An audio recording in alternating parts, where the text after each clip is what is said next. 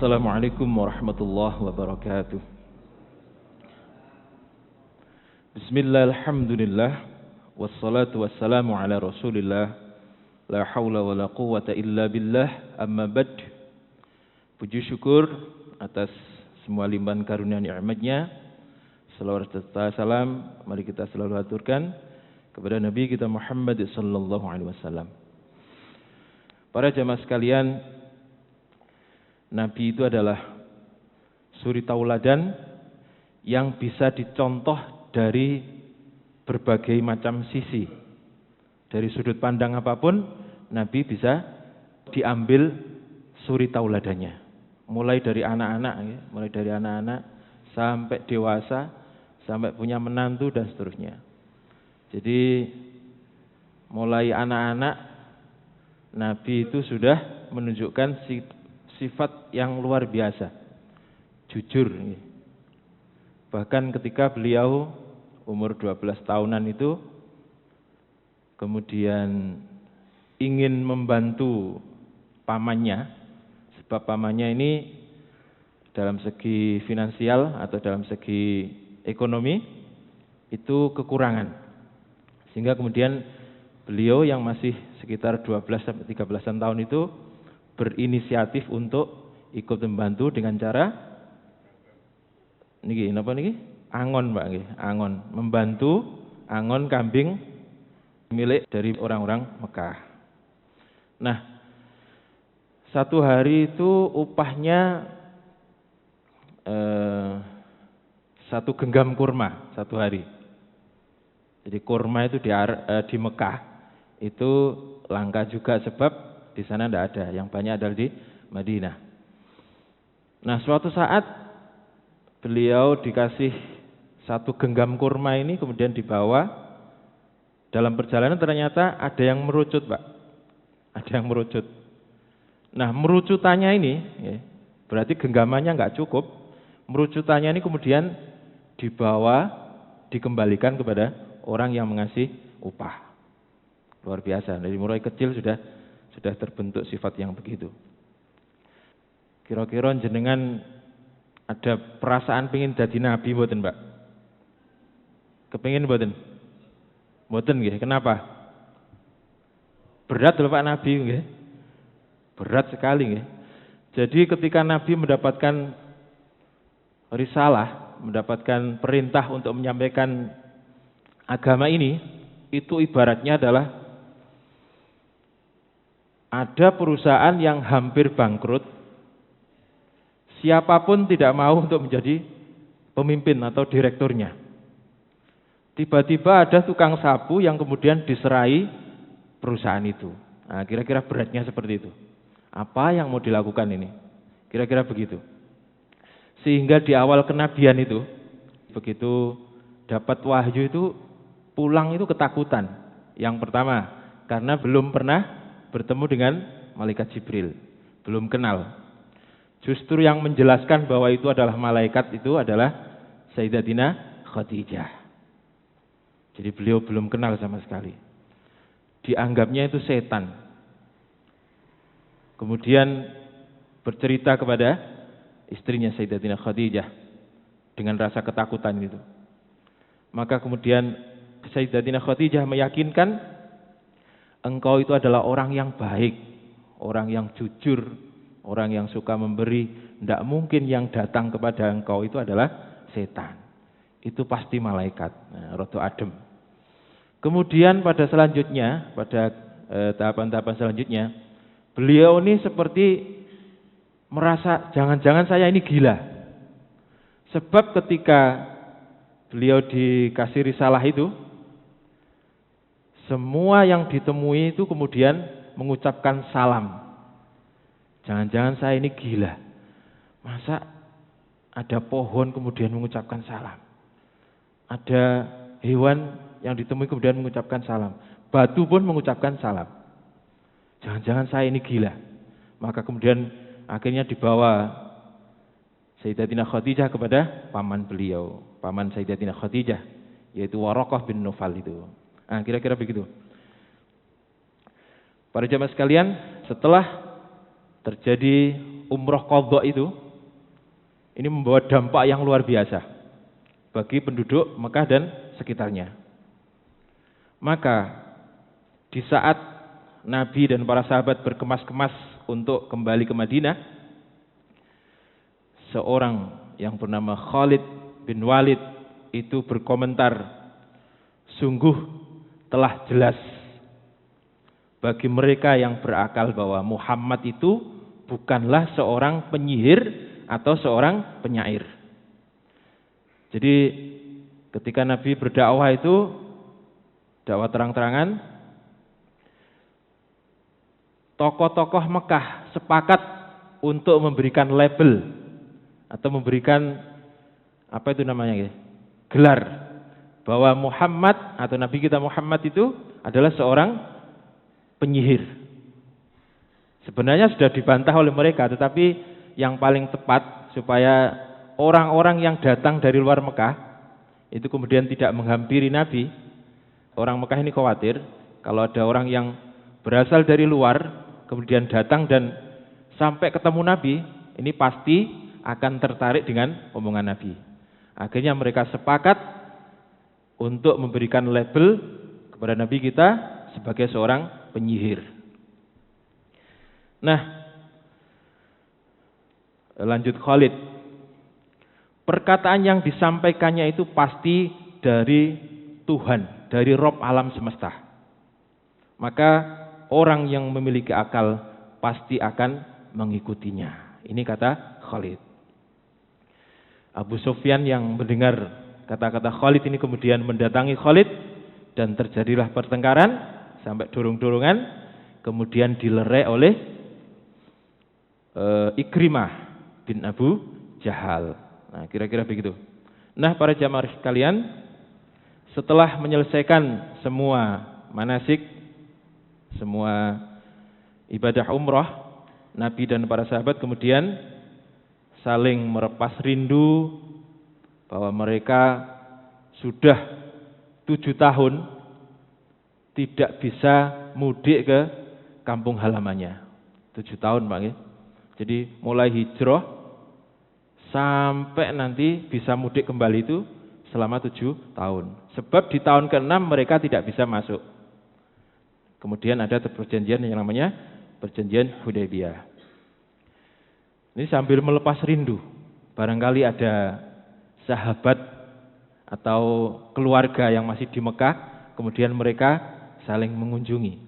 Maka di sela-sela istirahat itu Nabi berbincang dengan adik Khalid yang namanya Al-Walid bin Walid. Dia adalah adik daripada Khalid bin Walid. Kemudian Nabi mengatakan, "Wahai Al-Walid, apakah engkau sudah menemui keluargamu?" "Sudah ya Rasulullah." "Lalu bagaimana dengan Khalid? Bagaimana kabarnya?" "Baik ya Rasulullah." Kira-kira begitu. Maka kemudian Nabi mengatakan, "Sungguh amat disayangkan.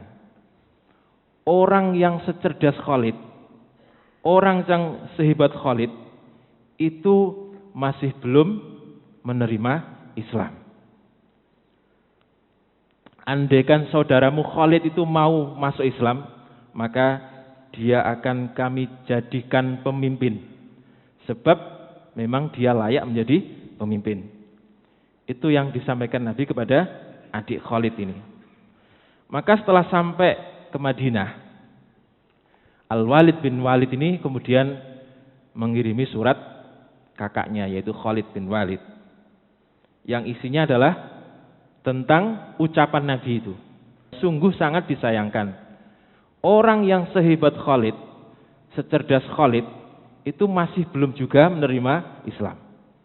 Seandainya dia mau masuk Islam, maka kami akan jadikan pemimpin. Sebab memang dia layak menjadi pemimpin. Itu yang disampaikan oleh adik Khalid melalui suratnya.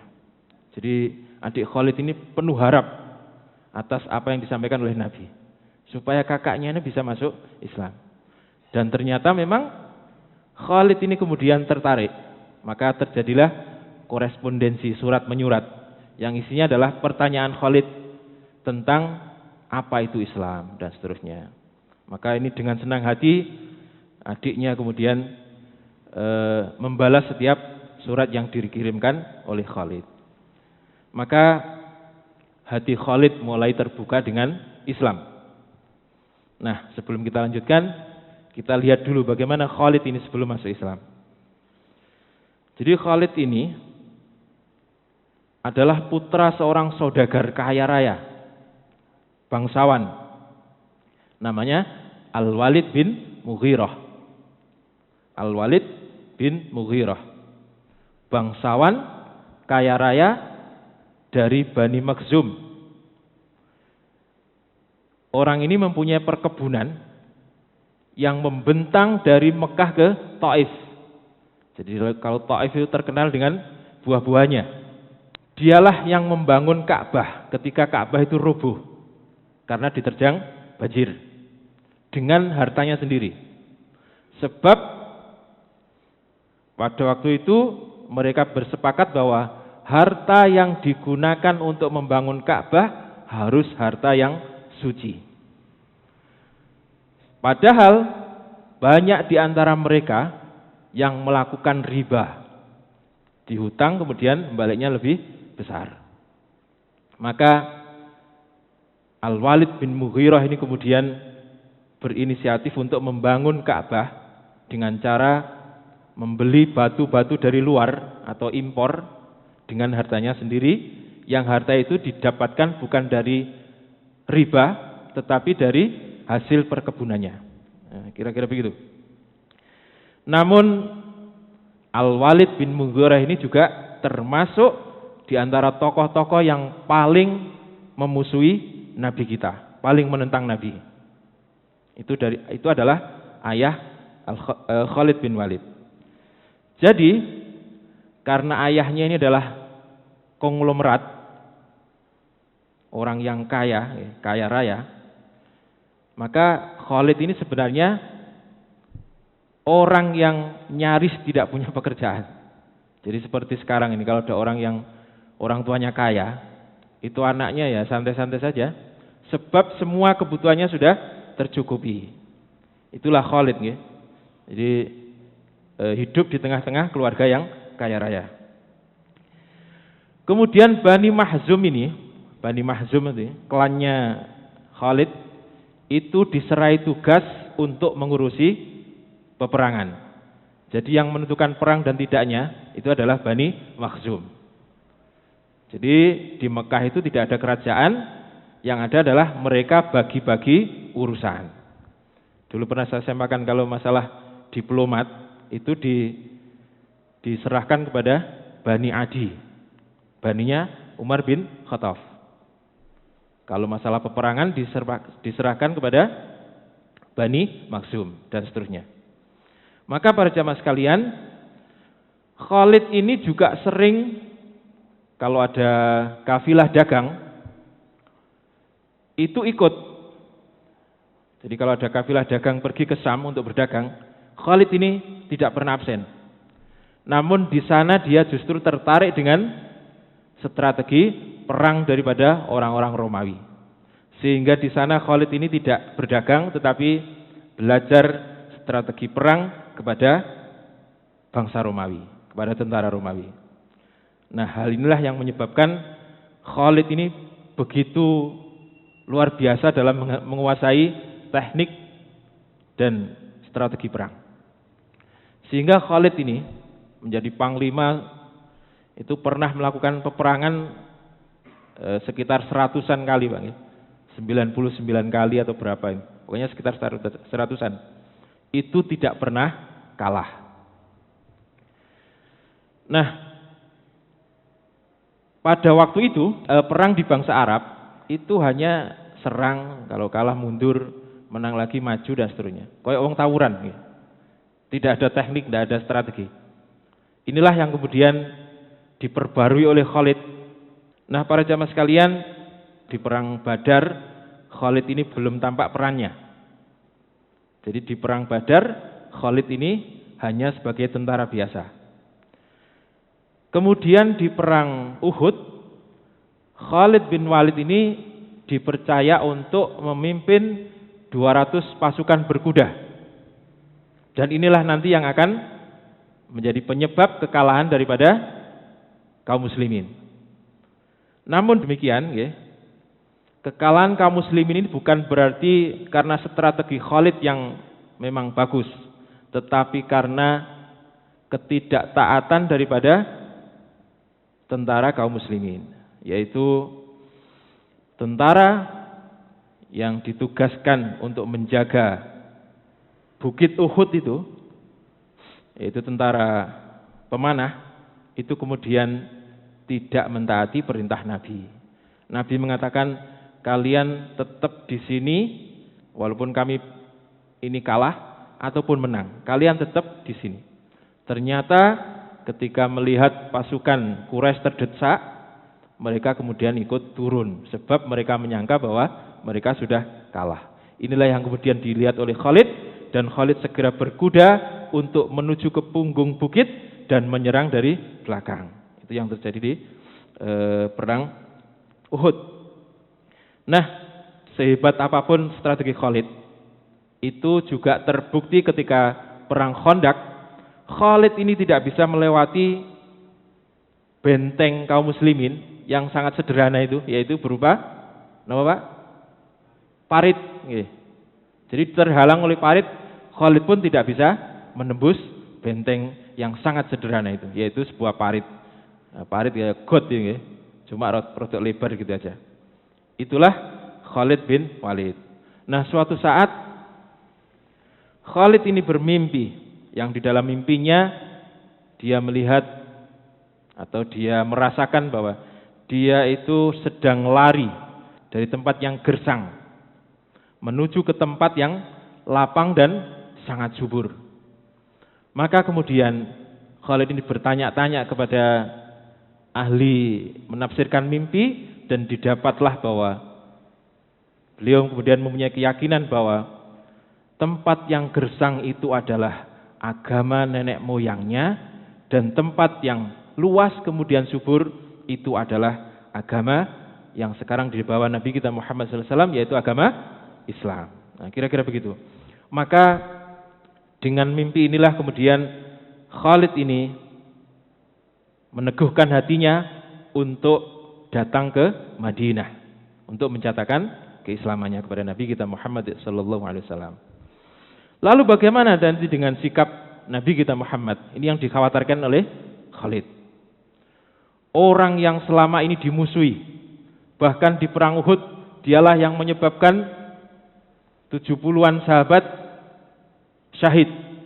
Ini kekhawatiran tersendiri. Bagaimana nanti sikap Muhammad kepada saya? Maka untuk supaya rasa khawatir ini agak sedikit hilang, maka dia berusaha mencari teman. Barangkali ada yang mau diajak ke sana. Maka datanglah Khalid ini kepada Sofwan bin Umayyah. Sofwan bin Umayyah. Lalu Khalid mengatakan, tidakkah engkau lihat wahai Sofwan, tidakkah kita ini sadar apa yang telah kita lakukan kepada Muhammad, yang selama ini dia justru membawa kebaikan. Muhammad telah memenangkan pertarungan terhadap bangsa-bangsa Arab dan bangsa-bangsa non-Arab. Lalu kenapa kita tidak menemuinya dan kemudian mengikuti agamanya? Lalu apa jawaban Sofyan ini?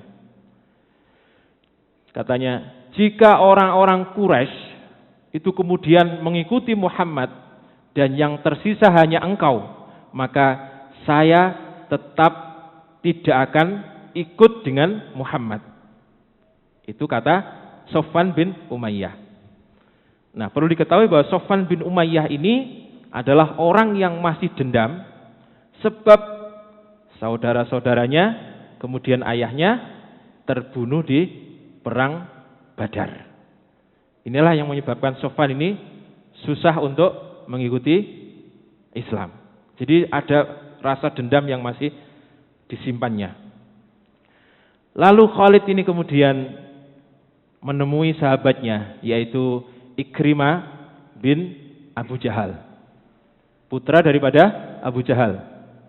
Kemudian Khalid menyampaikan seperti apa yang disampaikan kepada Sofwan bin Umayyah. Namun tidak berhasil juga. Maka akhirnya Khalid ini memutuskan untuk berangkat ke Madinah sendirian. Apapun yang terjadi saya berangkat. Apapun sikap dari Muhammad nanti akan saya hadapi. Kira-kira begitu. Nah, di tengah perjalanan Khalid ini bertemu dengan seseorang yang bernama Utsman bin Thalhah. Masih ingat nama ini, Pak? Dulu pernah saya sampaikan. Utsman bin Thalhah. Siapa dia? Dialah orang yang pernah mengantar Ummu Salamah dari Mekah ke Madinah selama 8 hari, sekitar 1 mingguan. Dan Utsman bin Thalhah ini tidak sedikit pun melirik kepada Ummu Salamah. Padahal Ummu Salamah ini adalah wanita yang tercantik atau salah satu yang tercantik di Mekah. Utsman bin Thalhah tidak sedikit pun melirik kepada Ummu Salamah. Ketika mau istirahat, kan berarti turun ya, turun dulu dari onta. Itu beliau menjauh. Utsman ini menjauh, berjalan jauh gitu. Ketika mau berangkat pun dia berjalan mundur gitu. Sebab orang kalau turun atau naik onta itu rawan pakaiannya tersingkap. Jadi untuk menghindari itu berjalan mundur sambil mengatakan, "Sudah wahai Ummu Salamah?" Kalau dia bilang sudah, kemudian berangkat. Luar biasa ya. Padahal dia masih musyrik. Sudah memiliki akhlak yang luar biasa. Itulah Utsman bin Thalhah. Nah, Utsman bin Thalhah ini pula orang yang diberi kepercayaan orang-orang Mekah untuk membawa kunci Ka'bah. Dan sampai sekarang ini pembawa kunci Ka'bah adalah keturunan daripada Utsman bin Thalhah. Itulah Utsman bin Thalhah. Nah, perlu diketahui bahwa Ummu Salamah ini nanti akhirnya menjadi salah satu daripada istri Nabi. Maka para jamaah sekalian, ketika sampai di dekat desa yang ditinggali oleh suami Ummu Salamah, kemudian Utsman mengatakan, "Wahai Ummu Salamah, suamimu berada di desa itu. Suamimu berada di kampung itu. Maka saya tinggal dulu, saya akan balik ke Mekah." Jadi hanya untuk mengantar Ummu Salamah, rela untuk jalan berhari-hari. Sebab merasa kasihan dengan Ummu Salamah. Jadi Ummu Salamah ini ditinggal hijrah oleh suaminya. Sebab tidak diizinkan ikut suami. Kemudian setelah 3 tahun baru diizinkan dan sendirian bersama satu putranya saja. Inilah kemudian yang menyebabkan Utsman ini kasihan dan diantar ke Madinah. Kira-kira begitu. Nah, begitu Ummu Salamah ini ditinggal oleh Utsman bin Thalhah, kemudian Ummu Salamah berdoa atau mengatakan, "Wahai Allah, kiranya Engkau memberikan hidayah kepada Utsman bin Thalhah. Dia pantas mendapatkan hidayah." Itu doa daripada Ummu Salamah. Dan doa itu kemudian terkabul 7 tahun setelah doa itu disampaikan. Maka orang yang mulia ini kemudian nanti masuk Islam di tahun ke-7 Hijriah. Jadi kita mengenal ada 3 Utsman, Pak. Semuanya mulia. Ada Utsman bin Affan, mulia, pemalu, kaya raya. Kemudian ada Utsman bin Maz'un. Ini juga orang yang mulia. Kapan-kapan kita sampaikan siapa Utsman bin Maz'un. Kemudian ada Utsman bin Thalhah. Ini juga orang yang mulia. Nah, lalu apa yang direncanakan oleh Khalid ketika ketemu dengan Utsman bin Thalhah akan kita bahas pada pertemuan yang akan datang. Demikian, kurang lebihnya mohon maaf. Mudah-mudahan manfaat. Wassalamualaikum warahmatullahi wabarakatuh.